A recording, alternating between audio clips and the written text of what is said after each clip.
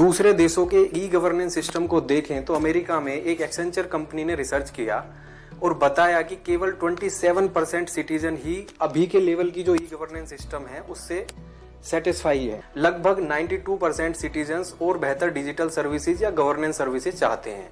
America एक technologically advance देश है, भारत को देखें हम इतने एडवांस नहीं है और यहाँ बहुत तरह की डाइवर्सिटी भी है और चैलेंजेस हैं।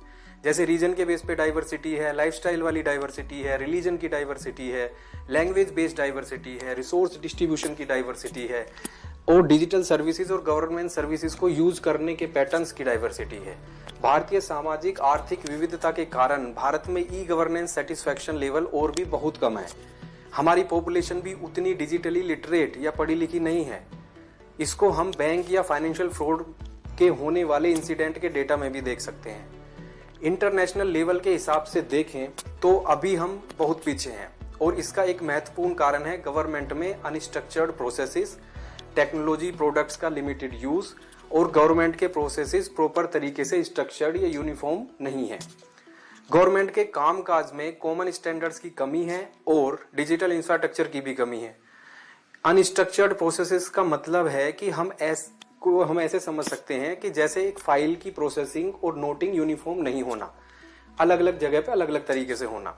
अच्छा गवर्नेंस नहीं होने से सिटीजन्स बहुत ज्यादा प्रॉब्लम फेस करते हैं और ये सब हम बहुत सारे इवेंट्स के केस में देख सकते हैं।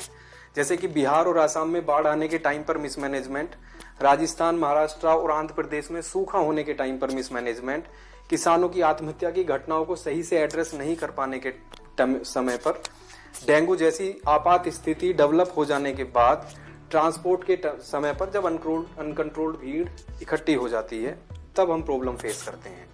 इसके अलावा हाल ही में कोविड-19 और इसके मैनेजमेंट की समस्या जिसमें माइग्रेंट लेबरर्स की ट्रोमेटिक और डिफिकल्ट सिचुएशन को हमने अपनी आंखों से देखा है। हमने हेल्थ सिस्टम के प्रॉब्लम देखे हैं, जैसे कि पेशेंट का डेटा, वेंटिलेटर्स का डेटा, ऑक्सीजन सिलेंडर्स का डेटा सही तरीके से अवेलेबल नहीं था, जिससे पूरा सिस्टम कोलैप्स कर गया था। हमारे पास एक्यूरेट और रियल टाइम इंफॉर्मेशन भी नहीं थी। यहाँ पर हम ई गवर्नेंस सिस्टम को और अच्छा बनाकर इन सभी सिचुएशंस को अच्छे से मैनेज कर सकते थे। हमें ये समझने की जरूरत है कि एक सिंपल वेबसाइट बनाने से ई गवर्नेंस सिस्टम नहीं बन जाता है, ये उससे भी काफी ज्यादा डीप स्थिति है।